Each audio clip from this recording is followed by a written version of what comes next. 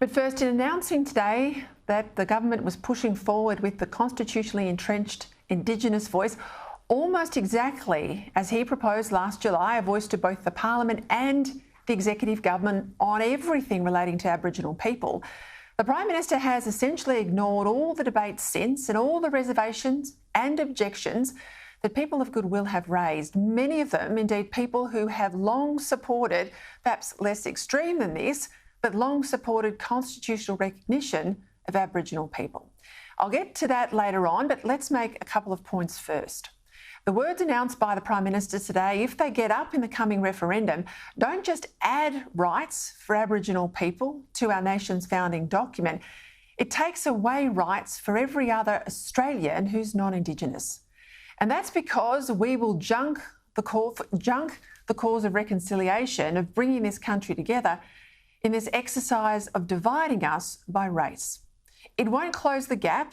In fact, it will entrench the separatism that's at the heart of Indigenous disadvantage. It'll make it worse. Because if there are different expectations, different rules, and if this referendum passes, different constitutional entitlements for Aboriginal people, of course, there'll be different outcomes.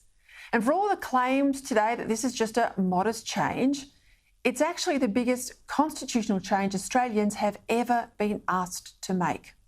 It doesn't just change the powers of the federal parliament or make judges retire at 70, as previous referendums did. It subjects every act of the parliament and every decision of every public servant, because that's what the term executive government means, to a potential requirement to seek the prior advice of this Indigenous voice.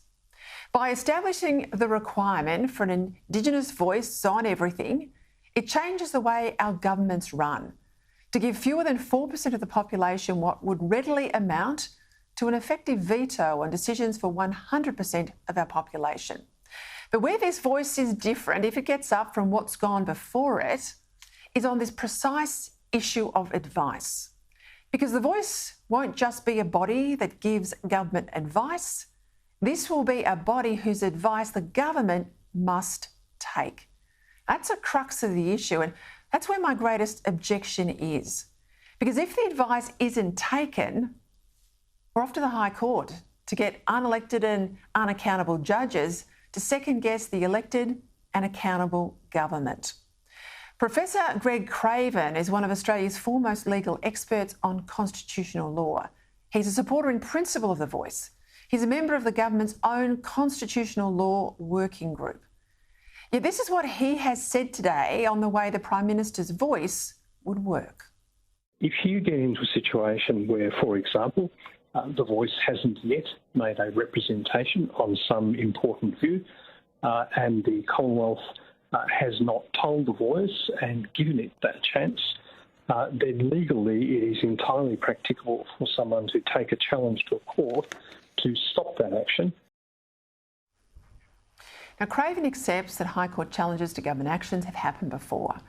The difference, he says, is that we've never had a body like this before, with a complete purview, and I'm quoting you here, over the whole of the decision-making of the Commonwealth in an extremely sensitive context, peopled by individuals who desperately want to challenge government action.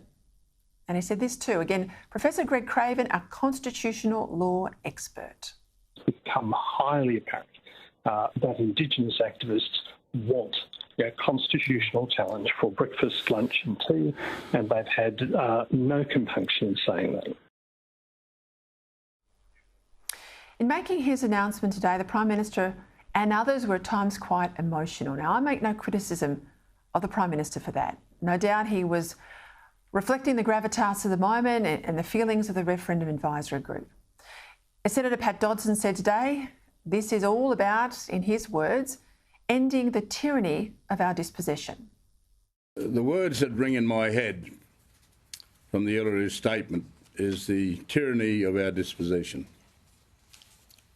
And today is a clear example where the government and the Aboriginal leadership here have laid the foundation to actually give hope. That's important. That builds a cat. That's why the government is proposing effectively the undoing of the sovereignty that was established from 1788 and onwards to re-establish, in part at least, the Indigenous sovereignty that this Labor government now believes was previously there. But we can't undo what's been done, we can't rewrite history, and we shouldn't underestimate the commitment that millions of Australians have to constitutional equality, to a constitution that doesn't divide us by race or sets up two classes of Australian citizen, notwithstanding the genuine respect almost all of us have for the first Australians. Yes, Indigenous people must be listened to. But what about the 20 Indigenous people who visited the Parliament yesterday, who think that all Australians should be treated the same, who couldn't even get a hearing from a government minister? Not one minister would meet with them. In making it crystal clear that the government has come to a position and that not to support this position is in effect a vote for a worse Australia, a less kind, a less respectful, a less decent Australia, that's how the PM has pitched it. Well, now the ball's in the opposition's court. Now, I don't see how the Liberal Party could support this voice, or indeed any voice that establishes two classes of Australians based on our ancestry. That says you're entitled to more rights in this country the longer your family tree goes back. How does that, pitting black against white and older migrants against newer migrants, how does that make Australia strong and united? The Prime Minister has shown what he regards as great leadership mettle on this issue. It will now be up to the opposition leader to show us some mettle of his own. And on behalf of decent Australians who can't abide this wrong-headed push to divide the country by the colour of our skin, stand up for Australia.